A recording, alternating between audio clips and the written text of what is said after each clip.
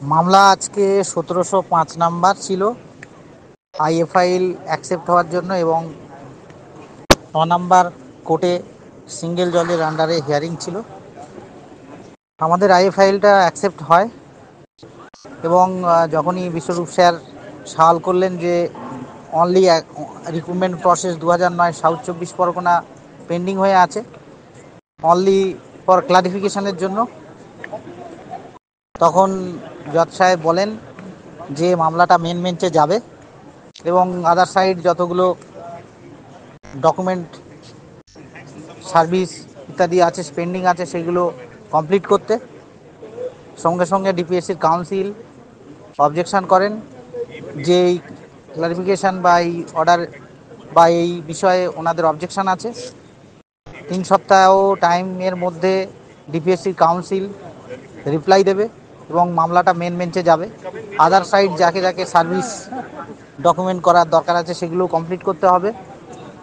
বিশ্বরূপ sir আমাদের হয়ে যথেষ্ট ফাইট করার চেষ্টা করেছিলেন এবং শেষে বলার চেষ্টা করেছিলেন যে দীর্ঘদিন ধরে প্যানেলটা পড়ে আছে, রিক্রুটমেন্ট প্রসেস স্তব্ধ হয়ে আছে, ক্লারিফিকেশানটার জন্য আমরা অ্যাপিল করছি।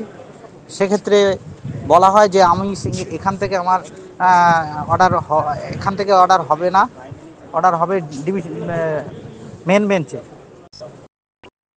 সেক্ষেত্রে হিয়ারিং 3 সপ্তাহের আগে পরের একটা ডেট পড়বে, সেই